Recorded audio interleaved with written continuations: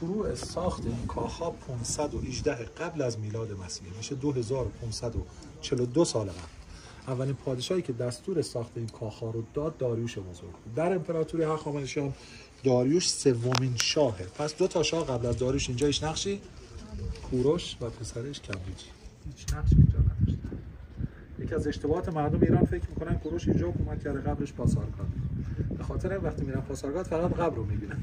نزدیک به قبرش 3 تا کاخ هست. شما اگه رفتید کاخاش هم ببینید. 29 سال اونجا حکومت کرد. کوروش از دنیا رفت. 2 تا پسر داشت، کمبوجیه و بردیا که کمبوجیه شاه شد. شاهی بسیار قدرتمند که میاد مصر رو فتح میکنه. بخشای از آفریقا رو فتح کرد.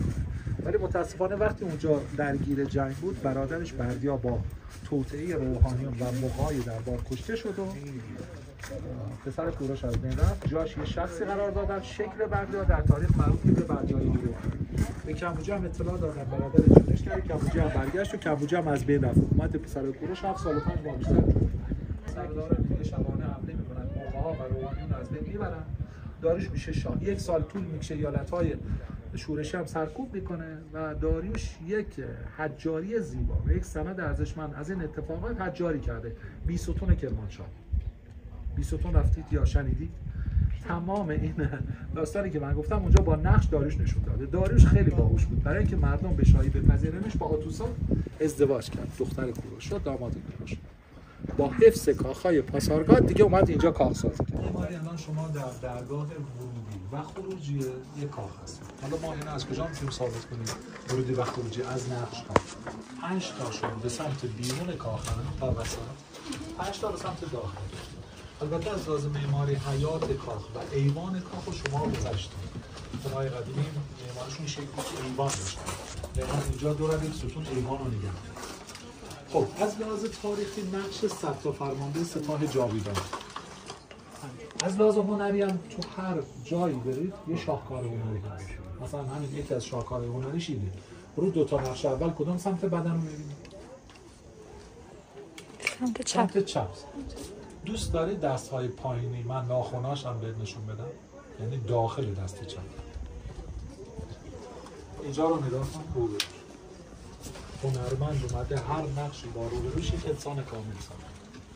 شما نفر دوم رو نگاه کنید، کیفش اونجا می‌بینید؟ اینجا کیف رفته، اون سمت خنجر شد. این اولین هنر چند. نکات خیلی زیاده. شما تو هر جایی برید نکات ارزشمندی هست که متاسفانه متوجه نمیشید. آره نفر اول اونجا بهتر می‌بینید. کلاهش کنگره داره، لباسش فراخ و بلند از قوم فارس. نفر دوم کلاه گل، لباس کوتاه از قوم ماد.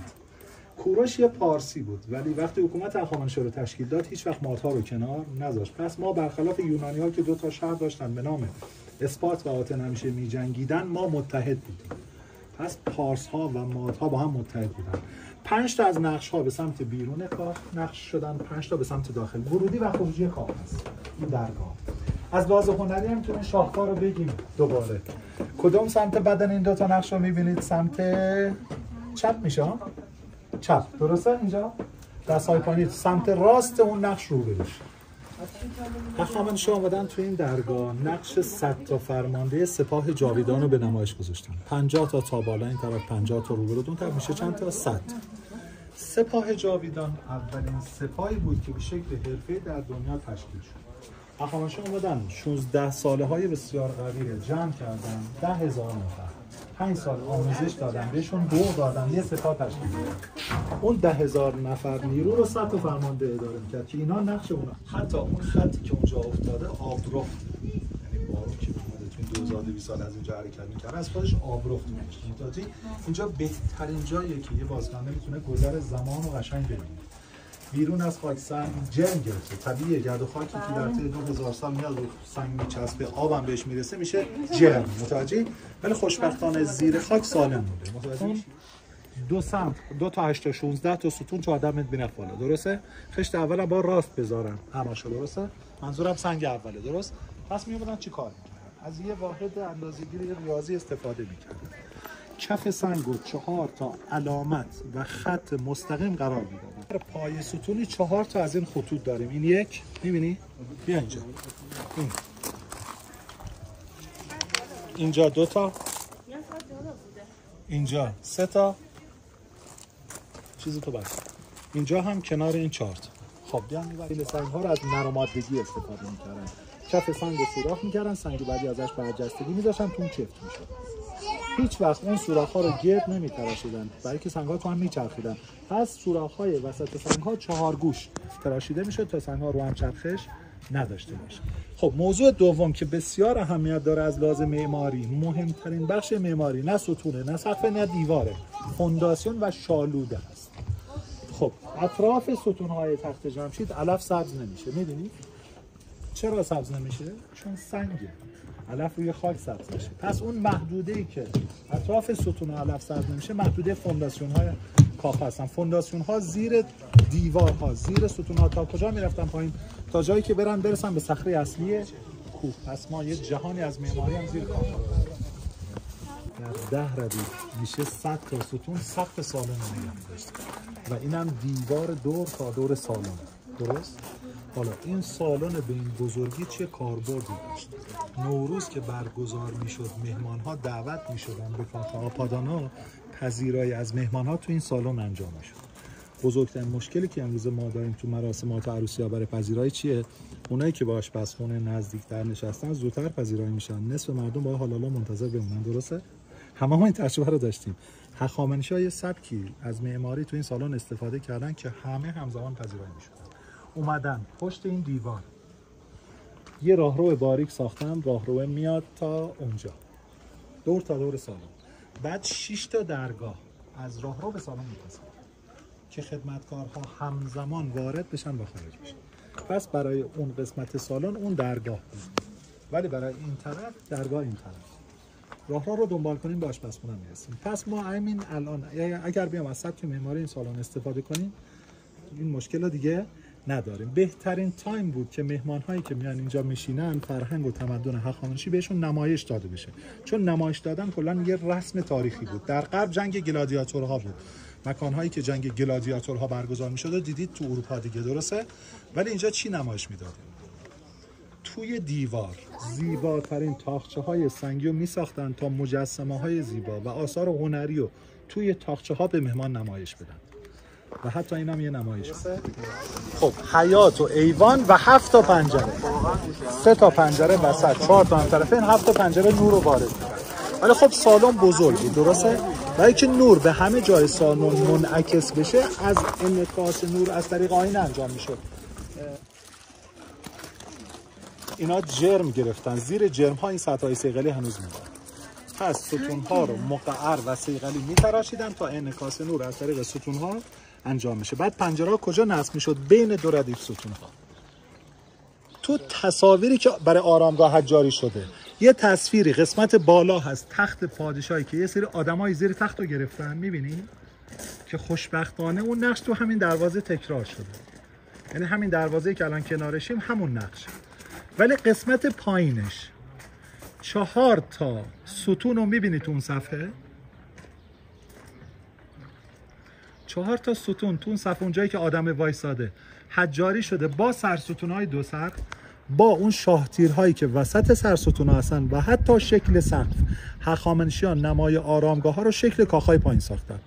پس ما یک سند ارزشمند از نمای کاخها رو تو آرامگاه داریم، دیگه نیازی به مجازیش هم نیست چون خود واقعیش هخامنشیان اونجا ترسیم کرد. نقش که یکی از شگفتی‌های تاریخ ایران و جهان.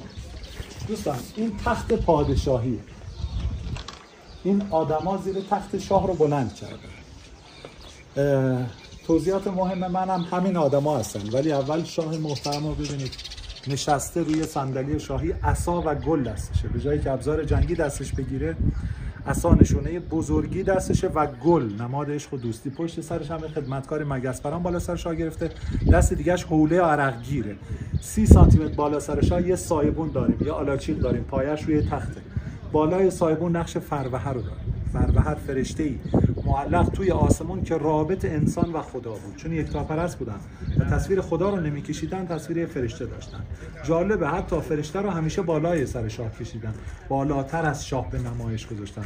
پس نشون میده که به یکتاپرستی ایمان داشتن و در تصاویرم نشون دادن. نکته بعدی، داریوش بزرگ اولین بار این حجاری رو تو نقشه رستم برای آرامگاهش میسازه و براش کتیبه مینویسه. تو کتیبهش نوشته اگر میخواید ببینید من بر چه مللی در جهان حکومت میکنم به آدمای زیر تختم نگاه کنید.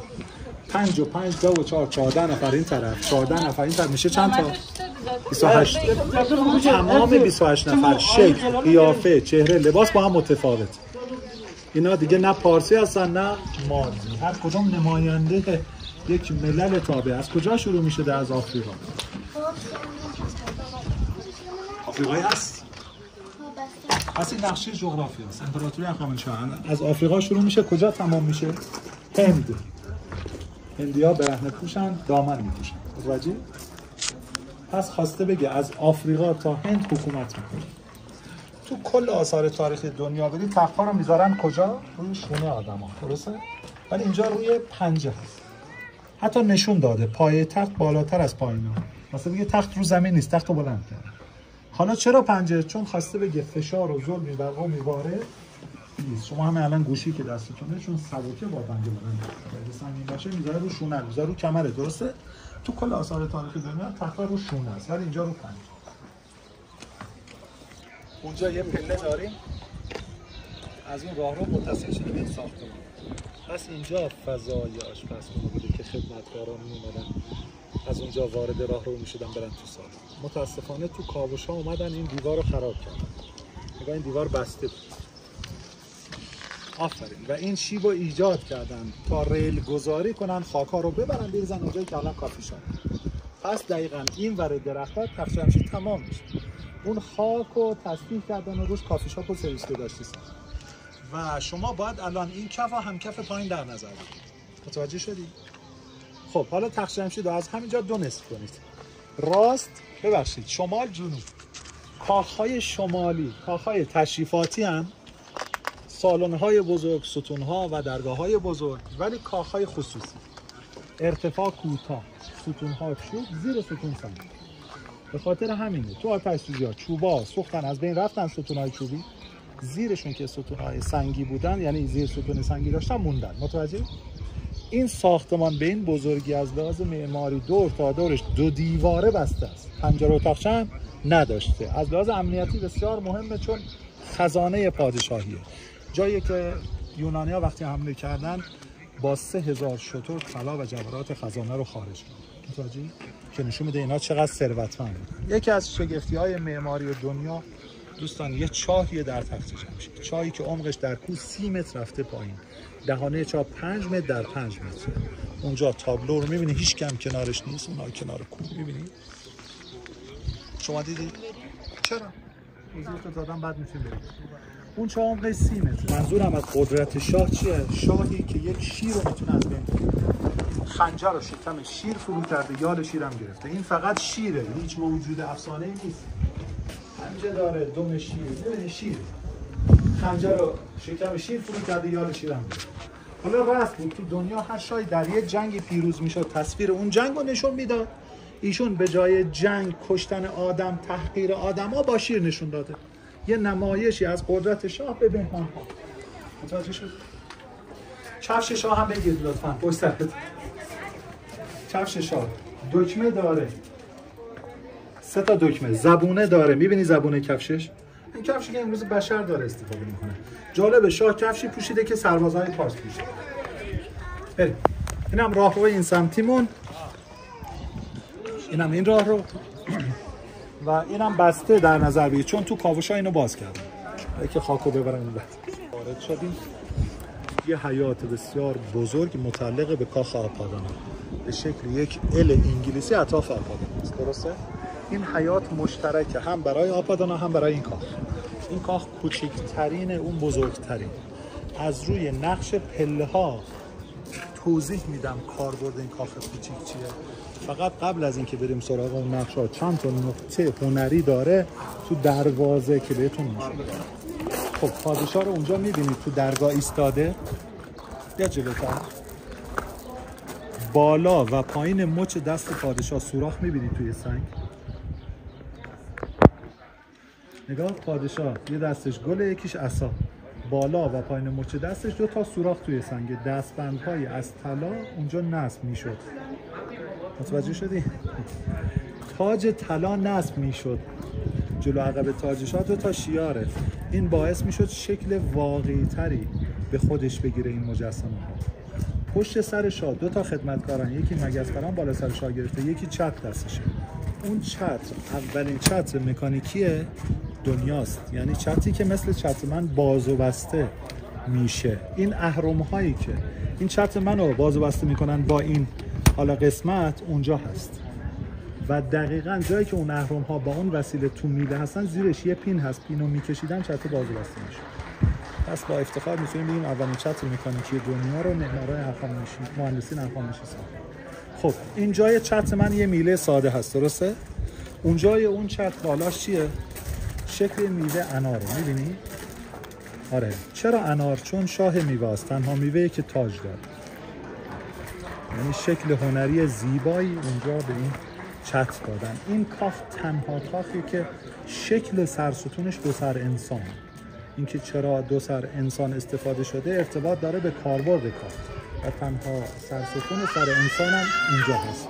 کف زمین میتونی ببینی شکسته شده بود ولی باستانشناسا جمع کردن یه بخشی از سرش رو قشنگ به نمایش گذاشتن. بریم قسمت بعد. این نقش بسیار مهمه، یکی از نقش‌هایی که در تاریخ ما از لحاظ فرهنگی به نظر من هر ایرانی واجبه بدونه. اولا که خیلی زیاد تکرار شده، از اینجا به بعد شما تکرارش رو همه جا باید ببینید. وقتی یه نقشی هم زیاد تکرار شده یعنی خیلی مهمه. گربه‌سان‌ها وقتی میخوان یه موجود رو شکار کنن میرن زیر گلوشو بگیرن، ولی اینجا شیر زیر گلوی گاو نگرفته. شیر ماده شکار میکنه، این شیر نر هست. پس داستان شکار نیست. نام 12 برج سال در دوران باستان نام حیوانات میذاشتن و آخرین برج سال در دوران باستان اسمش گاو و اولین برج سال شیر. و بزرگترین اتفاق و رویداد هخامنشیان هم نوروز بود و این نمادی از اومدن بهار و بیرون کردن زمستان، نماد نوروز باستان. مردمی که فرنگشون رو فراموش کنن فرنگای دیگه میان جاشو میگیرن. ماهی قرمز از چین الان سر سفره ما ایرانی‌ها هست ولی این نماد هنوز نیست. ممکنه این گل‌ها هم چون 12 تا گلبرگ دارن نماد 12 برجاست. گل لوتوس یا نیلوفر آبی بهش میگن که شما همین گل‌ها رو اینجا با ساقه میتونید.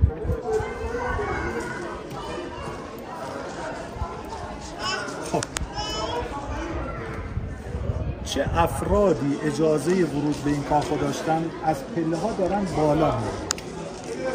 اول که هر جور دوست دارن میرن. این دست اونو گرفته، اون با اون صحبت میکنه، اون دست جلو صحبت، هر جور دوست دارن. همشون هم گل هستشون چون بزرگان هستن.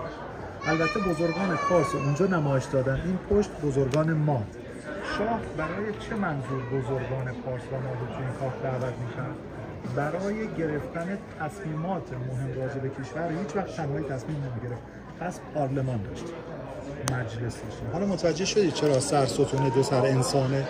چون اینجا جای فکر کردن. خب وسط کمر شیر یه سنگ اضافه شده، یه وصله اضافه شده از دوران هخامنشی. این وصله به چه شکلی به سنگ میچسبیده؟ بست‌های دمچلچله‌ای بهش می‌زدن. شما جای بست‌ها رو میتونید ببینید، درسته؟ هخامنشی‌ها اون نوع بستی که تو اون قسمت می‌زدن از آهن استفاده می‌کردن، ولی آهن زنگ می‌زده، روشو کاور می‌کردن با سرب تا آهن حفظ بشه. چون سرب نه زنگ میزنه نه اجازه میداده آب و رطوبت و اکسیژن به آهن برسه، آهن هم زنگ نمیزده. یکم جلوتر بست‌های 2500 ساله رو من به شما نشون میدم. 2500 سال اون بست‌های دمچلچله‌ای موندن. پس از لحاظ صنعتی هم بسیار پیشرفته بودن، یعنی میدونستن که آهن زنگ میزنه و باید کاورش کنن که زنگ نزنه. هخامنشی ببینید که 2500 سال مونده، می‌بینید اینجا سرب هم ببینید، سرب‌هایی که روی آهن کاور می‌کردن.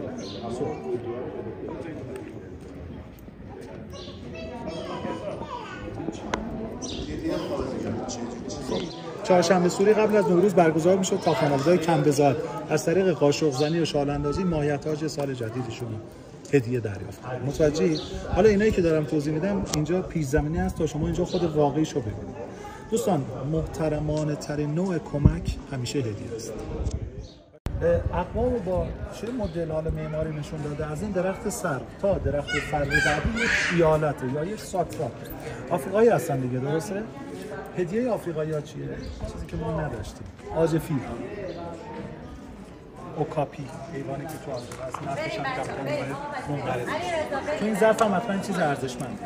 دوستان مهمان وقتی می اومد شاه دستور بود یکی از بزرگان دربار به احترام مهمان‌ها پیشواز مهمان باشه. پس نفر اول یکی از بزرگان دربار. از کجا فهمیدیم بزرگ؟ عصا دستش. نگاه سربازها نیزه دستشون بود ولی این عصا دستش. اگه جلوی یک بزرگ ماد استفاده شده، جلوی گروه بعدی یک بزرگ پارس استفاده شده. پس اینجا هم اتحاد پارس و مادها رو با هم می‌بینیم. دوستان اردن و فلسطین، ما شتر دو نمونه داریم، تک‌کوهان، دو کوهان. شترهای تک‌کوهان برای دشت جای صاف، دو کوهان برای کوهستان. الان بر شتر پارچم هدیه میدن. عرب‌ها لباسی که امروزه دارن میپوشن لباس‌هایی که در تاریخ و تمدن اقوام ایران باستان وجود داشت، مثل این لباس‌های بلندی که الان تنشون چون ماشاءالله میپوشن. بعضی از برندهای معروف دنیا سعی میکنن لوگوشون از نقش‌های تاریخی استفاده کنن. این کدوم برند معروفه؟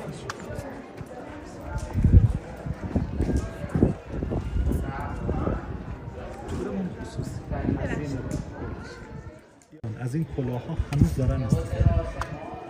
دقیقاً اینجا فقط همین تکه ما از آفریقا تا بریم سمت اروپا رو دیدیم که جز امپراتوری هخامنشی و اما کتیبه خط میخ.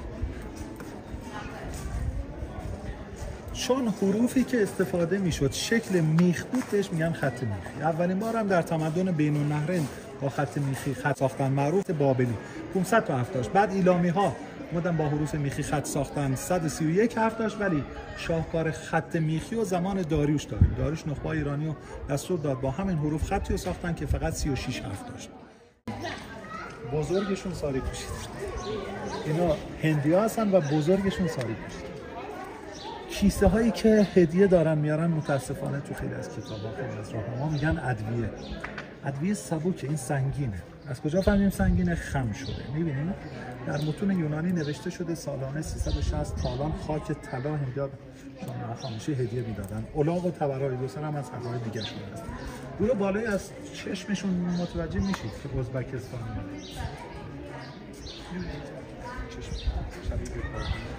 ازبکستانی ها رو سکاهای هموش هم یک یاری شیرازی ها که بنگو گل رو خیلی دوست دارم.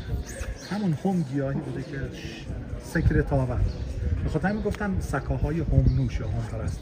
اسب، ابزار، دستبند، خنجر. گروه بالایی اسگرتیان هست، میشه یزد، کرمان، اون مناطق.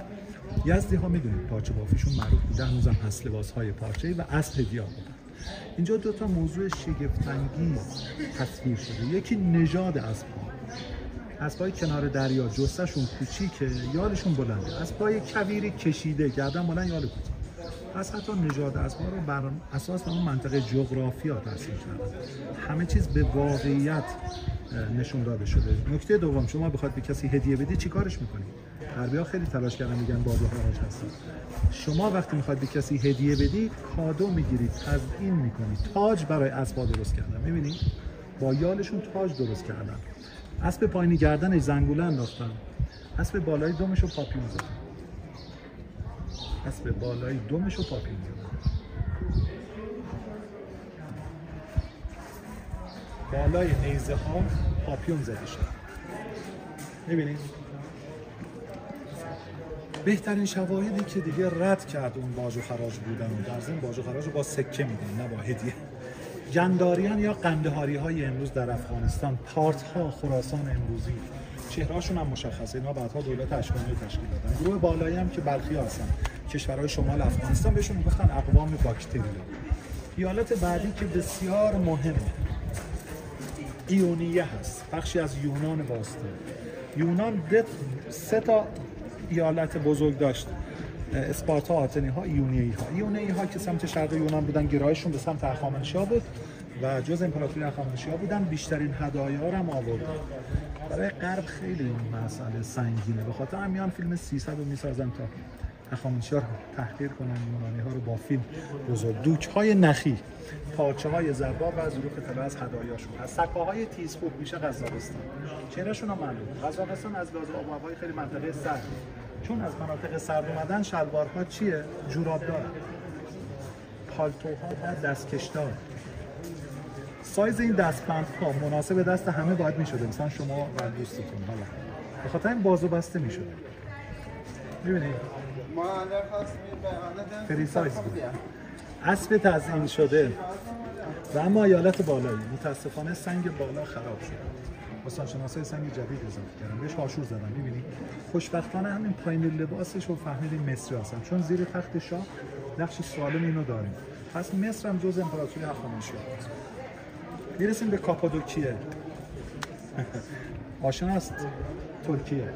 تو شرق ترکیه شهری که امروزه بهش میگن شهر بالون‌ها. شبیه به روستای کندوان تبریز هم هست. معماری و ساختار شهر کاپادوکیه. سنجاب لباساشون خیلی جالب حجاری شد. ایالت بالایی لیدیا، ببخشید، آسوری‌ها، سوریه، شمال عراق. به خاطر اونجا منطقه حاصلخیزی دامداری خوب، کشاورزی خوب، 2 تا قوچ، پارچه، چرم، ظروف طلا. از لحاظ هنری چند تا نکته داره. اینا کمرشون راسته، اون 2 تا خم شدن، یکم به زور دارن دوستان میبرن. پای اون 2 نفر هم خیلی زیبا حجاری شده کنار پای دوستان، ولی زیباترین اثر هنری این دستیه که پشمو گروه بالایی افغانستان بخش رخج.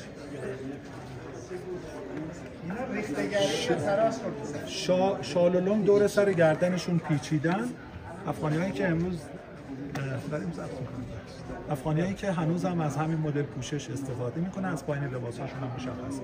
منطقه کوهستانی، شترها دوکوهانه و پوست شیر، دم پوست رو زمین، پنجه پوست هم اونجا. دقیقاً این ایالت و این ایالت فرهنگی بسیار مشترک دارن، حتی به لحاظ پوشش و لباس. آریا، ایالت آریا در زمان هخامنشیان امروزه بهش میگن هرات. دقیقاً پوست یک گربه‌سام آورده. می‌بینید دم پوست رو زمینه، پنجه پوست هم دستشه، سر پوست هم رو سر خودشه. و اما سرزمین پایینی که میشه لیدیا، غرب ترکیه. ولی این ایالت برای داریوش بسیار از لحاظ استراتژیک مهم بود، به خاطر همین اینجا رو انتخاب کرد برای مرکز تجارتش. به اروپا متصل بود، به آفریقا متصل بود، به دریا متصل بود. شهری داشتن به نام سارد که از اونجا داریوش یه جاده میکشه تا شوش تا بتونه تجارت از اونجا بیاره تو قلب ایران. برادرش هم میذاره حاکم اونجا. به خاطر همین اینا از لحاظ هدایا ثروتمندتره. نوع هدایا مشخصه دیگه. نگاه آب و هوا، اقتصاد، خیلی چیزا رو ما میتونیم از نقش‌ها بفهمیم. و اما سرزمین بابل یه تمدن کهن در دنیا محسوب میشه عراق امروزی. در تاریخ هم شاهان خیلی معروفی داشتن که خیلی هم ظالم بودن. معروف ترینش بخت‌النصر. بابلی‌ها 40,000 برده فقط برای شهر بابل گرفته بودن. کوروش میاد بابل رو فتح میکنه. کوروش روزی که اینجا رو فتح میکنه روز 7 آبان بود سال 539 قبل از میلاد. 3 تا دستور داد. یکی آزادی همه برده. 2 هرچه قوانین بردهداری نوشته بودن در بابل جمع کرد از بین برد. سومین کاری که انجام داد یه قانون نوشت نصب کرد تو بابل. سال 1879 انگلیسی‌ها داشتن تو عراق کاوش میکردن، منشور کوروش رو پیدا کردن. پس منشور کوروش که اولین قانون آزادی بشر محسوب میشه برای کی نوشته شد؟ برای بابلی‌ها که بردهداری میکردن، چون ما اون فرهنگ آزادی رو داشتیم. پس هفت‌آبان روز بزرگداشت کوروش، نه روز تولد.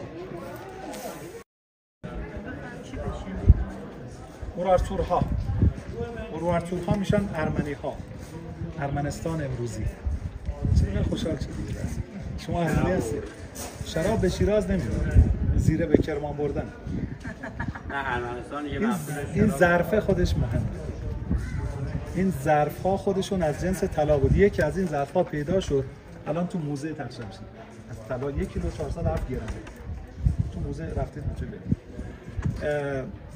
دوستان یه شاهکار میخوام براتون توضیح بدم. به چه هنری میگن شاهکار؟ البته ما میدونیم شاهکار رو در همه هنرها داریم. گاهی یه آهنگ و موسیقی میشه شاهکار.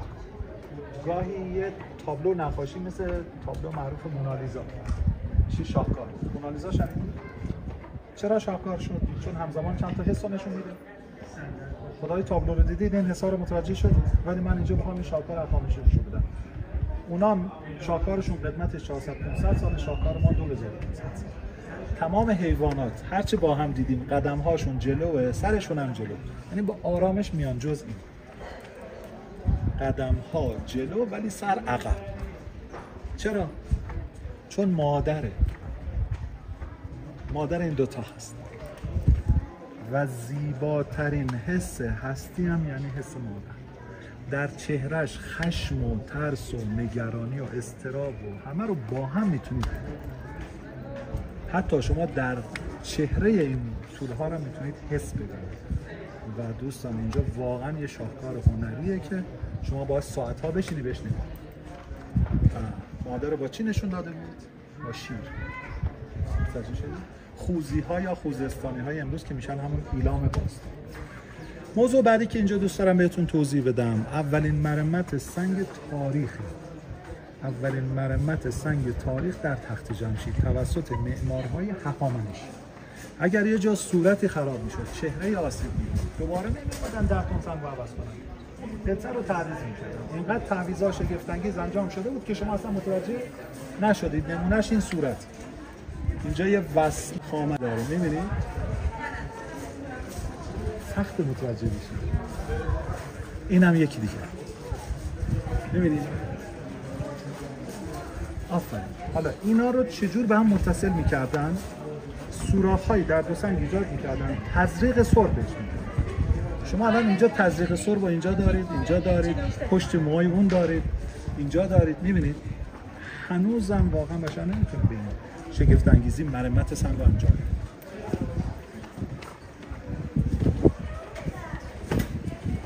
خب رسیدیم به اولین ایالت. اولین ایالت ما مادها هستن. فاصله شون با پارس نزدیک بوده، اول وارد شدن، تعدادشون از همه بیشتر. آخرین ایالت کی بود؟ آفریقا. دیرتر میرسیدن. اولین و آخرین رو بود مسافت در نظر گرفت.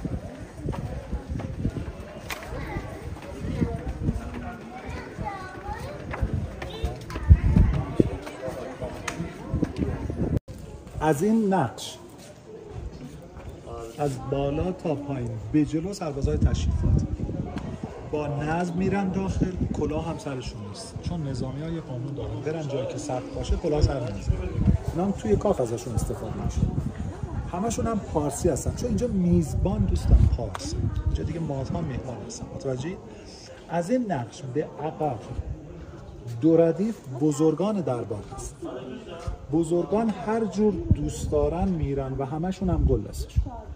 این برگشته با این صحبت میکنه، دستش رو شونه اینه، این پالتوش انداخته رو شونهش، دستش هم تو آسینش نکرده. و یکی در میون هم بزرگان پارس و ماد هستن.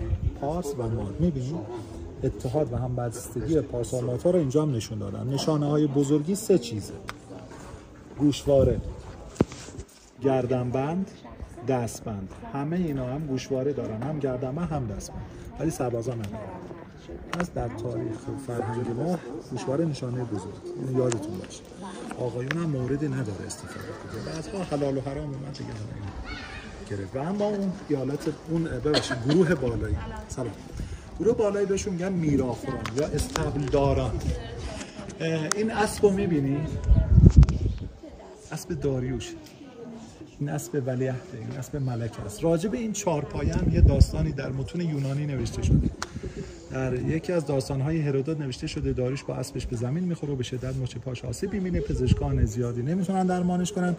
پزشکی به نام دموکیدوس درمانش میکنه، توصیه میکنه به داریوش هر وقت میخوای سوار بر اسبت بشی چهارپایه زیر پات بزن. اون چهارپایه کنار این اسب بوده که هر وقت میخواد سوار بشه از اون چهارپایه استفاده کنه. اونا برای کنترل اسب دیگه. بالاخره یه موضوع جالب هم هست دوستان، هیچ نقشی از حیوانی که انسان سوارش باشه نداره.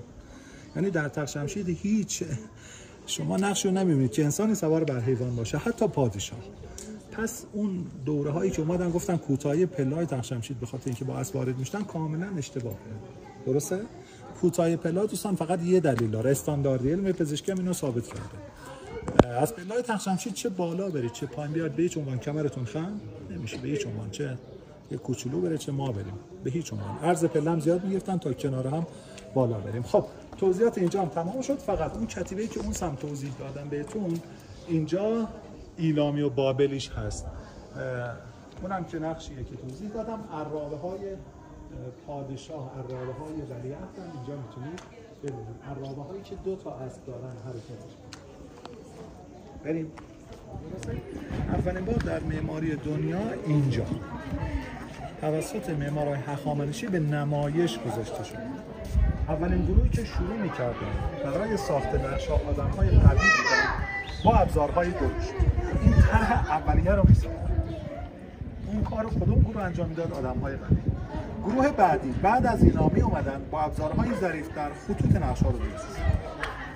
گروه دوم یکم متخصص‌تر از گروه سوم تخصصشون در زمینه چین لباس. گروه بعدی معارفه. یه گروه کلافت. توضیحی که میخوام براتون بدم، کاوش‌های باستانشناسی تخت جمشید در بخش خزانه وقتی انجام شد، اسنادی به دست اومد، لوح‌های گلی، تقریباً 30,000 لوح گلی پیدا شد. اونایی که تو خزانه بودن مربوط به ثروتایی که وارد خزانه میشدن یا خارج میشدن. در بخشی از خروجی‌ها پرداخت حقوق رو داریم به تمام هنرمندا و کسانی اینجا کار کردن. من ترجمه 4 تاشو بهتون میگم. روی یکی از این لوح‌ها نوشته شده به 1149 نفر حقوق پرداخت شده برای ساخت اون کاخ اول، کاخ ملل. روی یکی از این لوح‌ها به یه خانم حقوق پرداخت شده. به نظر شما شغل خانم چی بوده؟ مدیر و سرپرست 200 نفر کارگر. حقوقش هم با آقایون مدیر برابره.